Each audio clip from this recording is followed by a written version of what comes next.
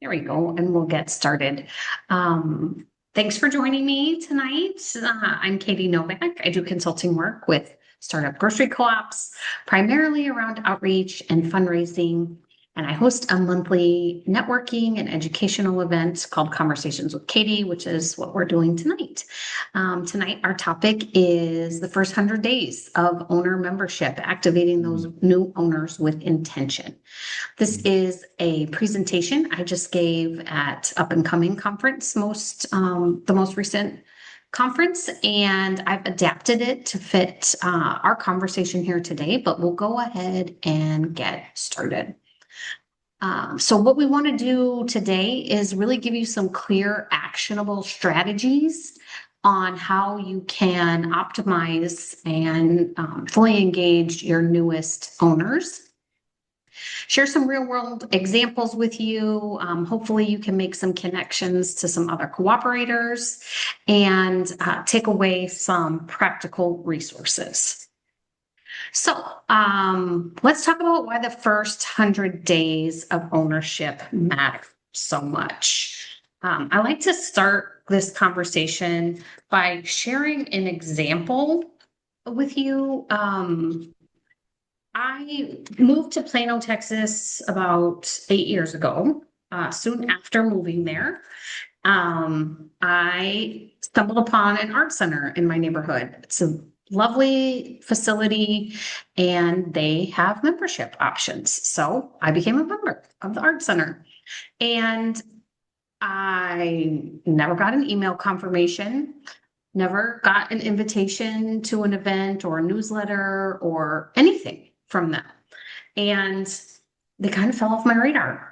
I didn't engage with the organization, even though it's in my neighborhood and I could walk there, and I actually walk past it probably 2 or 3 times a day. They missed out because they didn't engage me in those first 100 days, or ever really for that matter, of my membership with them. So really and truly, when someone joins our organization, they are ready. They've made a choice. They've decided this is something they're going to do, and they're probably about as engaged as you're going to get them to be. And we have to keep that engagement. We want to keep that momentum. Why isn't this advancing? Hold on a second. There we go. So early on, enthusiasm is really real. I mean, someone decides, I want to be a co-op member, I want to be a co-op owner, and they make the purchase either at the cash register. I know Susan's here from Green Top Grocery, they're already open, or they see you at the farmer's market or an event, and you help them execute their ownership purchase.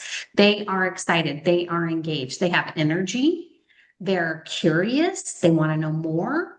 And it's really a key opportunity for us to build that belonging into the equation and get them even more engaged than they are. This scenario, or this kind of material that we're going to cover today, is applicable regardless of ownership, regardless of what you want the person to do. So if you want someone to join your newsletter, or you want them to become an owner, or you want them to volunteer, we can apply these same kind of practices and principles regardless of what the outcome is. So I don't want you to limit your thinking about what we're going to talk about today to just the ownership process. You can think about this more holistically for the organization, what it is you want to achieve, what you want the outcome to be, and then apply these things to that. So when we don't engage with those new owners, for that, in that example, the Plano Art Center that I became a member of, they did not follow up with me. And so I lost my interest. I lost my momentum. I probably would have volunteered or donated more money or bought a ticket to a fundraiser had they followed up, had they engaged. And as a passive member, I'm disengaged. I don't know what's happening at the art center. I don't know what's going on. I don't know when their events are. I don't know when their annual fundraiser is. And I could be much more of an engaged participant if I were more connected.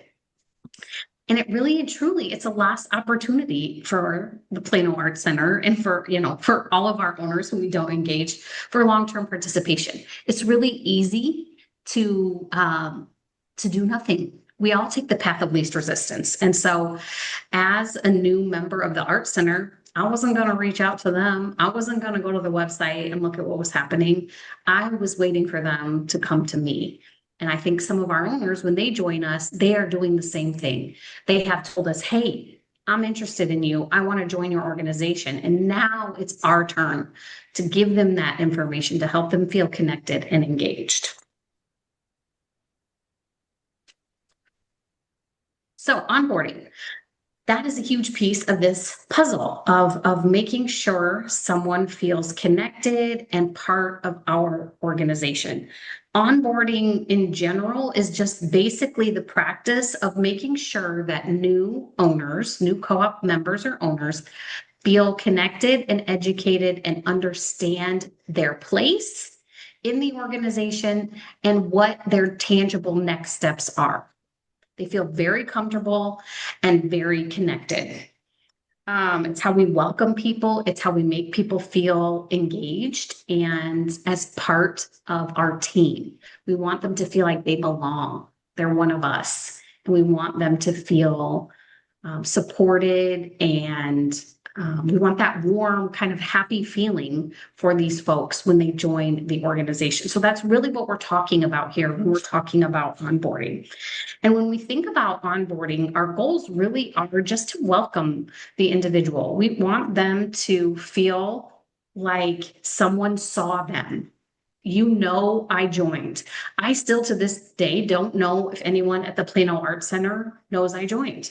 Like maybe my paperwork didn't go through, or maybe my check, I don't think I wrote a check, whatever. Something may have happened and they didn't know that I joined the organization. But when I get a welcome letter or a welcome phone call or a packet in the mail, I feel seen. I feel like, yes, they know I'm here. They know I'm part of this. They know I'm interested. They know that I am a member, that I belong. In addition to making them feel welcome and warm and connected, we want to inspire them. So the Plano Arts Center had the opportunity to spark my interest and tell me about what was happening and tell me how I could get engaged and what the volunteer opportunities were and ask me to buy a ticket to their fundraiser. And they missed out on that. And then that translates then into activation. So once I'm an engaged participant in an organization, I am going to be more active. I'm going to be more engaged and I can become an ambassador for the organization. I can become an ambassador for the co-op and I can tell my friends and my neighbors about the co-op because it's one thing to join the co-op, but it's another thing to be able to articulate to someone else why they should join the co-op. And when I feel welcomed and inspired and engaged and connected, and I feel like I have the resources I need, it's very easy for me to share that message with other people. And then that helps us grow. When I tell my story, hopefully other people will hear that and they will consider becoming a member of the co-op too. So we have a small group, so let's just take a minute and talk about what happens at your co-op when someone joins the organization. What do you do? How do you onboard these new members? I have no idea. Good question or good revelation, I guess, huh? Yeah. Paula or anyone else want to chime in? So immediately I sent out a welcome email. We have an email created. Um, yeah, and so it's a form, but there's places to personalize it. We will say, hello, so and so. You are own, thank you for your interest. You are owner number such and such. And then we are updating our welcome packet, but we used to have a welcome packet that would share kind of the responsibilities, privileges, and responsibilities of ownership. But Nice. we're updating it because I guess we might be missing some things in it. So, Okay. Okay. yeah. Maribel, what do you do at Chicago Mm, Market? yeah, so when I joined, And I think it's stayed pretty much the same. You basically just get an email with like your basic a little like certificate that this is your owner number, and that's pretty much it. Yeah. Okay. Okay. Anyone else want to chime in? Ron, I see you've joined us. Thanks for being here. Yeah, thanks. I can only stay for another 15 minutes or so. I have a meeting coming up, but two things. The East End Food Co-op in Pittsburgh, where I am, just has a member orientation meeting once a month for all new people. And they probably do Nice. send a note out. I've been a member since before email, so I don't know. That's a long time. Yeah. And I'm working with a publication that is spinning out of a local newspaper and there will be hopefully, a few thousand reader members. So we're looking at how to onboard them when the time comes. Most Very likely, cool. Prompt engagement and then some way of getting them involved in the publication. Cool. Michaela, did you want to answer or add anything? I'm relatively new. I joined about 5 weeks ago as a staff member. So off of the top of my head, I know there is welcome materials about the co-op, Sola Food Co-op, and a t-shirt that's given. Very I believe cool. folks are signed up for a newsletter, and that newsletter goes out monthly. Okay. That's all good practices. I have another thing. Another thing Yeah. that we incorporated in 26 is that I will share their statement. We don't have a certificate like Maribel, you guys have. We don't have that yet. I guess we should, but I'll just send a sales receipt or an invoice for remaining balances from QuickBooks to them as well. And then in the letter, it also lets them know that owner emails. We have two things. We have an owner email, and that comes the week following our board meeting for an update. And then also our newsletter, which goes to the public, people who have signed up, interested in learning more. And Got to it. let them know, that there's two pieces coming. One is general and one is more specific to you as an owner.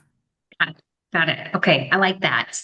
I like that distinguishing between your general audience and your membership base. That's good practice there. I have a few examples from some other co-ops that I'll share with you now. I've joined a few co-ops in my day, and so I have examples. This is Southside Food Co-op, which is also in Chicago. And when I joined that co-op, I got a large legal size envelope with this beautiful certificate in it and a handwritten card. It felt very professional, very personal, and really made me take a second look. I was like, oh, wow, look at these folks. They got their stuff together. They know what they're doing. And you can see it's just a basic certificate with their logo signed by board members, and it made an impact for sure on me. I've also got the welcome card that Green Top Grocery sent once upon a time. Susan, I have no idea if this is what they're doing these days, but this was the Green Top logo with a card that said thank you. This was the green envelope. This was the card that was inside the content. So these were pre-printed but hand signed. And then we included a window clean with every new owner. And so we asked our owners to display that window clean on their car window, on their water bottle, on their laptop, whatever, wherever they wanted to. And it helped us spread the word. A couple of examples of member owner cards that I have received over the years. Rooted Carrots member card. These are just business card sized documents that they have printed with these blanks on them, and then they hand write them in and stick them in a card to be mailed to the member. And you can see on the back, they usually have a link to the co-op and more specific information, mailing address, phone number, email, that kind of thing. So this is also good practice, and another kind of tactic that I have seen co-ops use successfully. The other thing I have observed co-ops doing when a new member joins is to call them. And this is the script, and I'm going to send a link to this in this with the slides, so you can see this more clearly and be able to take a look at it later. But this is what Mary from Free Range Food Co-op does when she calls every new member. So she is a volunteer. She's not a board member. She just simply likes to connect with new owners. And she calls them up and tells them she's from the co-op and asks if it's a good time to chat. And she just checks in with them to see, welcome them as a new member and ask what questions they have. And of course, some people will probably be taken aback and they may not have questions because they've already joined. But she asks about the newsletter. Did you get the newsletter? Have you had a chance to look at it? So that way we know if we have their email address right. And we know if they're receiving our email. And then we can also share information about volunteering. Typically, or not typically, in this co-op's scenario, their application for ownership has a box to mark if you're interested in volunteering. So you can see here at the bottom, she says, I noticed you've said yes to volunteering. And then she has more information she can share. She can have a list of the volunteer opportunities. This is what we have available. And then she asks what other questions they have for them. So it's really a very nice practice. I think owners are quite surprised by it. Most people don't answer the phone, of course, but when you check your voicemail and you have this pleasant email or pleasant voicemail from a co-owner of the co-op, it leaves a good feeling. It's a positive reinforcement of their decision to join the organization. So this onboarding process, there's some pitfalls. We've all expressed some different things that we're doing at our co-op, but I want to just hit on a few things that can go wrong in this first 100 days, in this first kind of onboarding process. That the practice of only sending a receipt or a welcome email is one drawback that I hope you all take note of, that we don't want this to be a one and done transaction. We don't want to send them a note and say, hey, you joined, and then hear crickets from us. And it doesn't sound like anyone's doing that, so to speak, but we want to make sure that we build a system that continues to engage with them. Waiting too long to send this or to connect with the owner is also a big pitfall. In the early days at Green Top Grocery, we didn't know what we were doing. We were figuring this out as we went. And at one point we went like 30, 60 days between receiving an owner application and acknowledging it, sending them the welcome card and cashing their check, doing all of those things. And those 60 days were wasted. And sometimes we lost people's excitement and engagement. And so I encourage you, when someone takes action, do not wait. Capitalize on that opportunity to connect with them and make sure that you do whatever it is you're going to do, but do it quickly. It's also a potential pitfall to just share information, but not connect. So it's one thing to email one-sided, but it's another thing to send a survey or ask or execute a phone call, or to set up a one-on-one meeting where we can really connect and actually build a relationship. So make sure that your plan, whatever it is that you plan to do to onboard your new owners, includes connection, not just information, but connection. And then not providing a clear step for them. Now that I have become an owner, what do I do now? What's my next action? And I think back to that Plano Art Center. There was no next action for me. I didn't know what to do next. I didn't know where to go to find information or if they were going to send me information. So making sure that the owner knows exactly what we anticipate will happen next and what we want them to do. Okay, so let's think about this in a potential framework. So we're gonna chart out these first 100 days of co-op membership and think about what can happen during that time frame.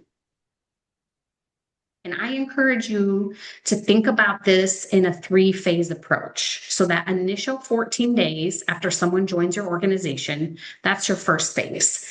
That's when you want to be sending that confirmation email or having that phone call go out to them, making sure they get their receipt, as you were talking about, Paula, but you want to make sure that something happens in that first 14 days. In that middle to about 2-month window is our opportunity to connect. So we want to make sure that we're giving opportunities for them to attend an event, have a one-on-one conversation, reply to a survey. We're getting them dialed into what we're doing and connecting with us. And then that last month or so, we want to empower them to independently take action. So maybe we want them to volunteer, or we want them to attend a new owner orientation event, as someone mentioned. We want to break this down into 3 chunks of time. So the first step, as we've kind of already done here today, is to review your current process. So Susan at Green Top, perhaps, talking to the people who process new ownerships and asking them, hey, what do we do? How does this work? What does happen when someone joins the co-op? And I know, Paula, you mentioned you're revamping your welcome kit. I encourage all of you to pull out the materials, whatever it is we're sending to owners, read it. Read it as if you are a new member who's just joined the organization. So put on your, I don't know anything about the co-op hat, and look at it as a newbie. What does it make sense? Do you know what to do? Does it feel engaging and meaningful and warm? Does it represent what we're after and what we're trying to accomplish? Once we review that process, then the next step is to create a plan. So then think about this time frame. So the first what do we want to happen in that first 14 days? As soon as someone becomes an owner, in the perfect world, what do we want to happen in those first 14 days? And then what do we want to happen for the next 2 months? How often are we going to reach out to them? What events do we have on the horizon that we want them to attend? Do we have a regular orientation scheduled that we can invite them to? And think about what that meat of that time frame will look like, that 30 to 60 days in the middle of that first 100 days. And then that last 30 days, what is it we want them to do? So when you're thinking about your process and you're reviewing your process, think about the outcome. You want these members to be engaged. What does engagement look like for you? Does that look like shopping? Does that look like volunteering? Does that look like completing surveys? Does that look like getting feedback? What is it that you want these engaged owners to do? And then build your process to lead them towards that. So maybe you want them to follow you on Facebook, or maybe you want them to volunteer at the farmer's market. Whatever it is that your end goal is, whatever that engagement looks like for your organization, think about what that looks like and then create that plan. Once you have a proposed plan in place, you're probably going to want to share that with your team, with other board members or staff members. Maybe you have an outreach team or a membership engagement team. You want to talk about that with these folks. Hey, I took a look at our onboarding for new members. Here's the letter that we're sending here. This is the version I think we should be sending. These are the edits I'd like to make to it. I want to order some stickers that we're going to send into that, and present what your game plan is. Talk about it with your team and think through, what changes might need to be made. I always approach this kind of work with the mentality that we're better together. So once I have an idea, when I share that idea with 3 or 4 other people within the organization, likely they're going to improve that idea even beyond what I had thought of. Like, oh yeah, great idea. T-shirts, as someone mentioned. Yes, I love this. If we could give every new owner a T-shirt, wouldn't that be cool? And so you share your your plan, you get your team involved, and you make a decision. What is it that we're going to do? And then we're going to implement that plan. And so that may involve some changes. It may involve new volunteers, but you want to execute this process that you've outlined. And when we do this, I think it's really important that we record and keep track of our results.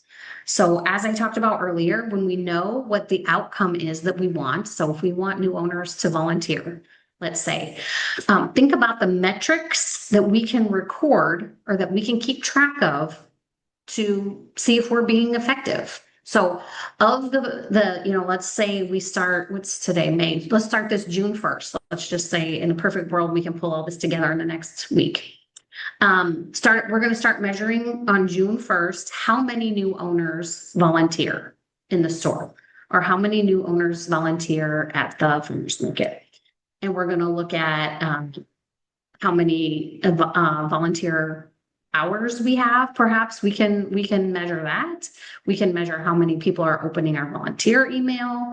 We can measure lots of stats. And so think about the metrics that you want to measure to be able to prove or disprove your theory that we need to change our onboarding, and is our new process better than it was? Let's see here. I'm looking at my notes here, make sure I don't miss anything.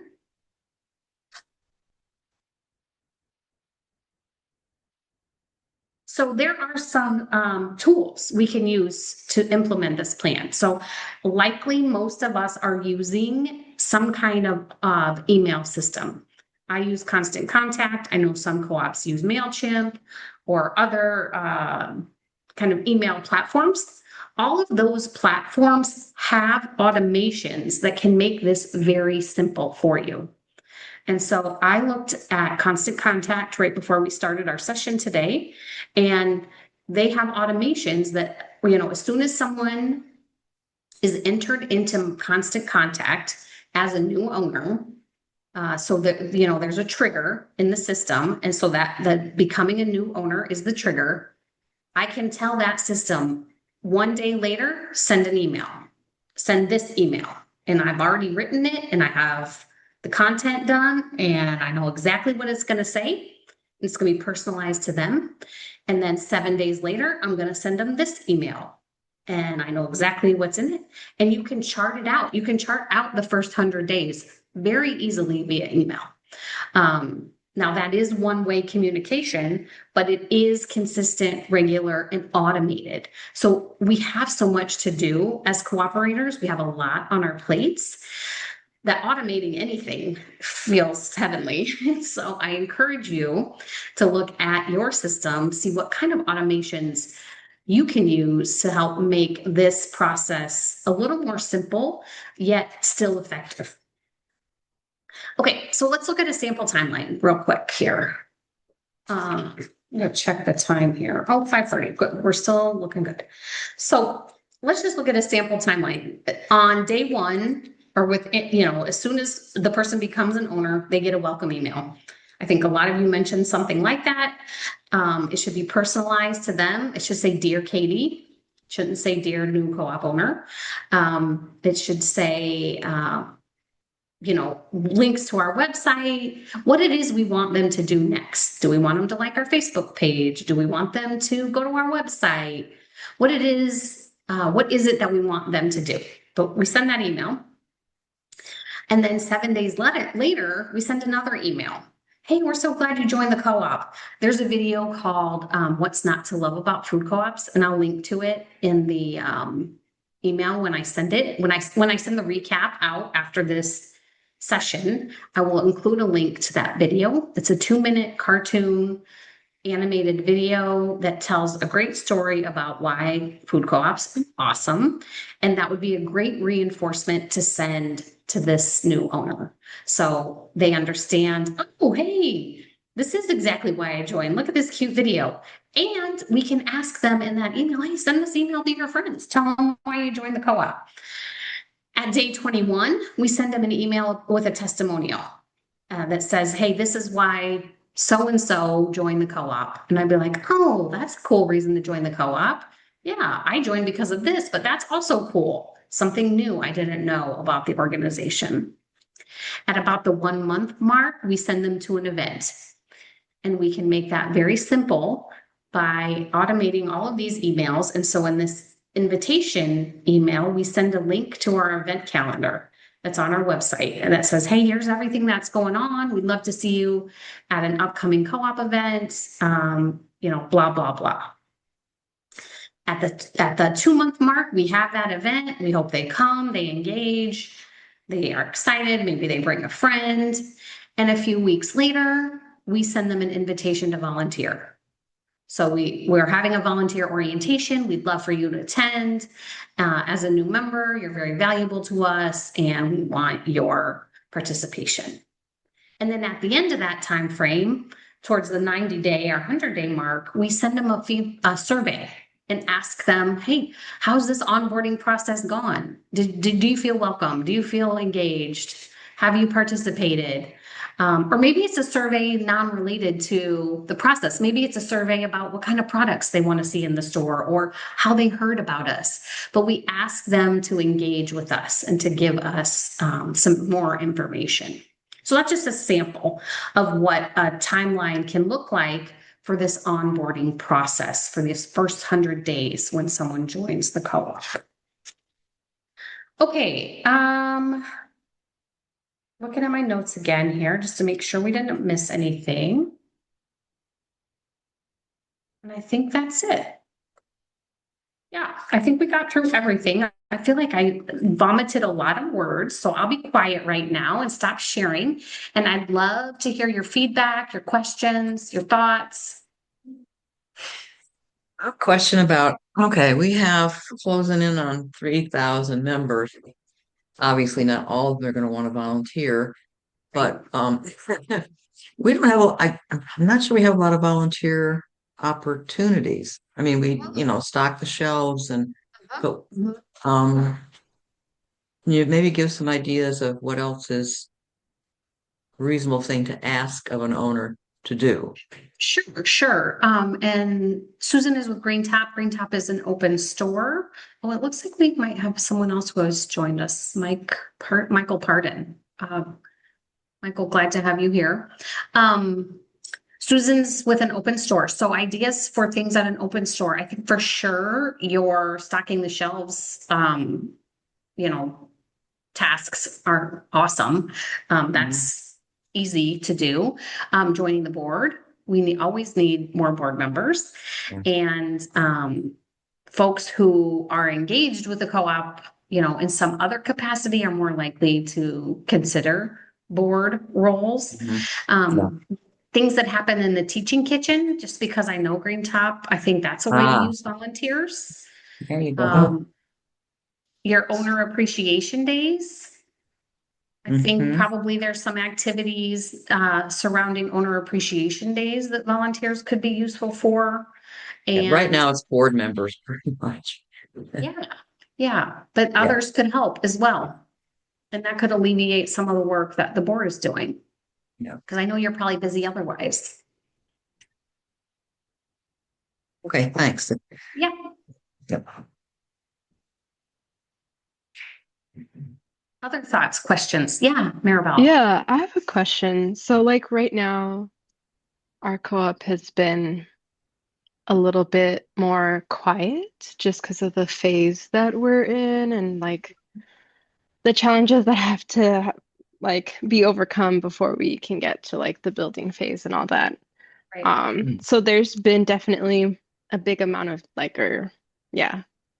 a pretty big chunk of time that's passed from when people first joined to now. And so I'm kind of wondering, like, I have ideas on like events to host and such like that, but like really reactivating like that the members who have joined like years ago at this point. And just like any like feedback on that or ideas about, sparking interest from those people who have like you're still not opened yet, kind of. Yeah. Right. Yeah. I think all of us on this call can relate to that a little bit because it takes a while to do this work. Um, and what we're proposing today, this first 100 days of ownership, is intended to help eliminate that problem moving forward. So the folks that are really engaged now, hopefully they stay engaged for the long haul. It's keeping them engaged. That's the challenge. So I think you're thinking about things just the right way. It is important to re-engage those folks. And just off the top of my head, I'd be happy to spend some time thinking this through with you in more detail, but just off the top of my head, like it appears interesting to me that like maybe we could invite the first 250 owners. Like you as one of our founding owners are invited to this, whatever it is, engagement event, coffee tasting or honey tasting.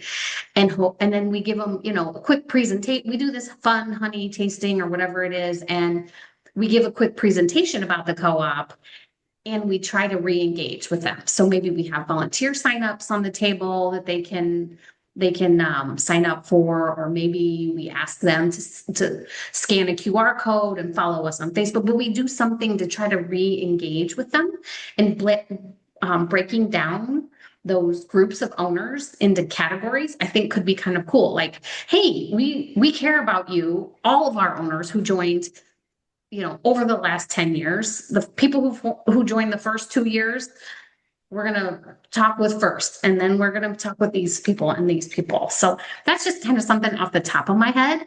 But I'm curious about others. If you've done anything like that to keep your oldest, your founding owners engaged, and how that's worked for you. Thank you. I like that idea. I haven't thought about it. We're in this, we just had a deep dive meeting last Saturday, a reset renew meeting, and just to kind of have a conversation about because now with the new development plan from FCI, we've done a preliminary market study, we've gotten our pro forma.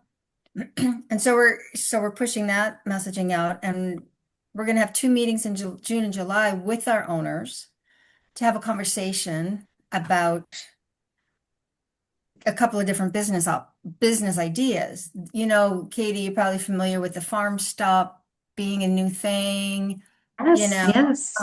Yeah. So anyway, we're having talking about that kind of stuff. So we're going to meet with the owners, and I'll be curious. I mean, they're not very engaged for that reason. They've been around since 17.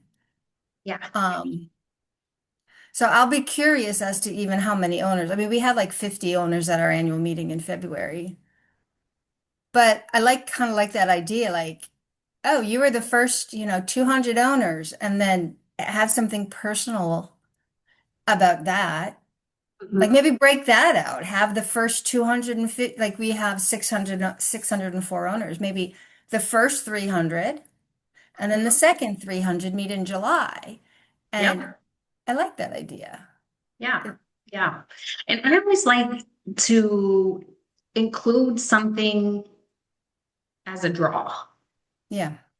So I'm just not asking you to come because it's a co-op. I'm asking you to come because there's a honey tasting, or there's a coffee roaster that's giving a display, or there's someone teaching us about herbs and succulents, or, something that gives them some value or some reason to attend. Okay. Other than the co-op, something that kind of, and it builds community, right? Because those people are going to be learning together and hopefully doing something together, passing honey things around, or, hopefully meeting friends, talking to people. It builds engagement. So I think that including an activity or presentation, non-co-op related, but, Yeah. adjacent to what we're doing, composting or, Yeah. seed starting. Kombucha making. Yeah, something like that. Yeah. Yeah. Okay. Yeah. Something that doesn't take something simple. Yes. Right. Yeah. And it's going to be probably demonstration based, because to do an act, to make Yeah. kombucha with Yeah. 50 people is probably a nightmare, but you Yeah, can we have already someone did that. showing, hey, this is pretty easy to do, and now we can taste it. You know, that's something we could do with a big group. Yeah. Yeah, right. I like that idea. What venue do you use for these large meetings, or do you, yeah, what venue do you use?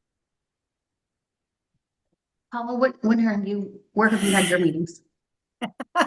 Well, there's two people that are going to find the place. So just recently on Saturday, we had, it was just a small meeting with 15, with like 12 people, board members and team leaders. And typically we're members of the chamber, and so we'll have our meetings and stuff. There's a nice big conference room. But for a larger events, um, our community center is interesting. Our community center is not so much a community center. I mean, I guess because we're not a nonprofit. Yeah, So, there you so, go. so we're in the library. We're in the library last Saturday in the town in Vallejo, and 8 of us are from Benicia. And one of the persons actually is on the board of the community center, and he sends an email to the staff saying, "Why am I in? I've been told I'm in Vallejo because you're too expensive." And so apparently nonprofits get discounts and stuff. But I told Andre, food cooperatives, we have, because our fiscal sponsor is not here, it's in Davis. They don't give us a discount. And I said, co-ops do good for the community like nonprofits. So it's education, education, education. So Right. perhaps we can get something cheaper at the community center once they know what a co-op does.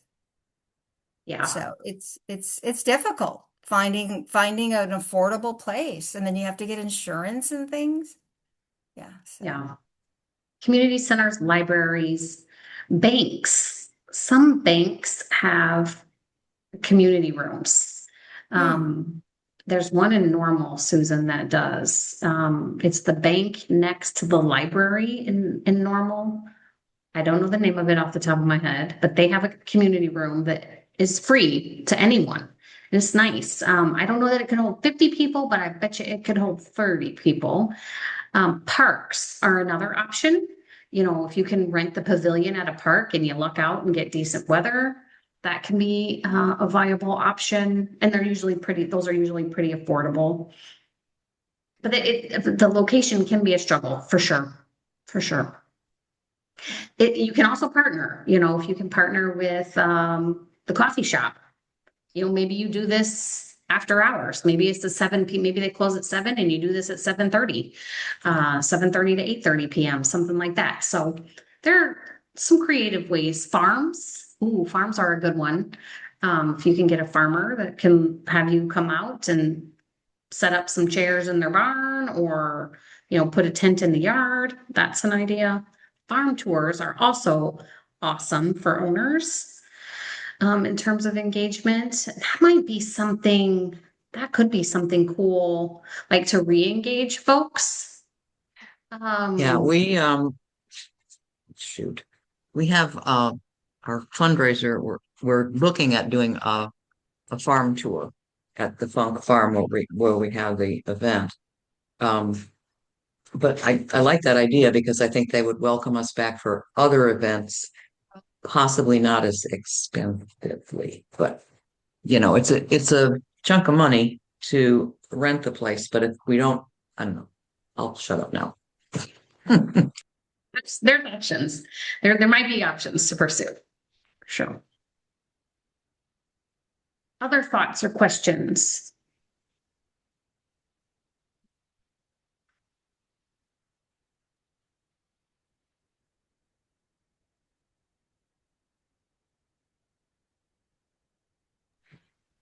I gotta go. I have another Zoom meeting at 6. So Okay. We'll see ya. bye. See you, Susan. Bye, Thanks. Susan. Awesome. Well, if there's no other questions, I think it's just important for us to take some time to think about what a new owner experiences when they join the co-op, and create a process or think through a process that would be optimal What would we like them to feel? What do we want them to experience when they join us? And what do we want the outcome of that to be? Do we want them to tell their friends about the co-op? Do we want them to volunteer and then build that process to lead them towards that activity?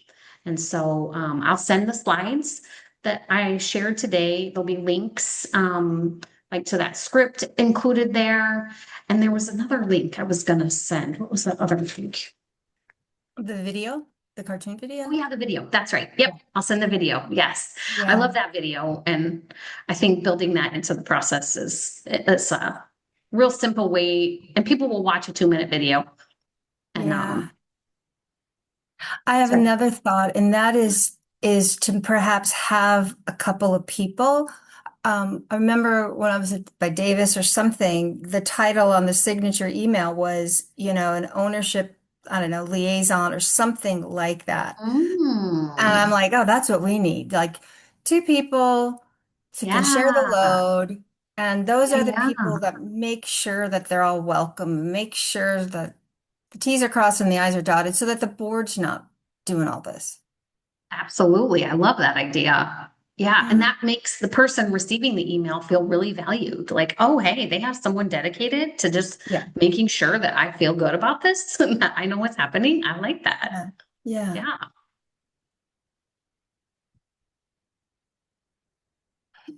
Okay. Any other questions or thoughts?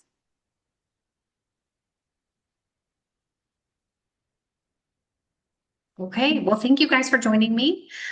Glad to spend some time with you all. And if you make some changes to your onboarding process or to your first 100 days of ownership, I'd love to hear about it. I'd love to hear how it goes. So keep me posted. Great. Awesome. Thanks, Thanks. Katie. Have a good night. Bye. Thanks. Thank Bye. Thanks, you. everyone. Welcome.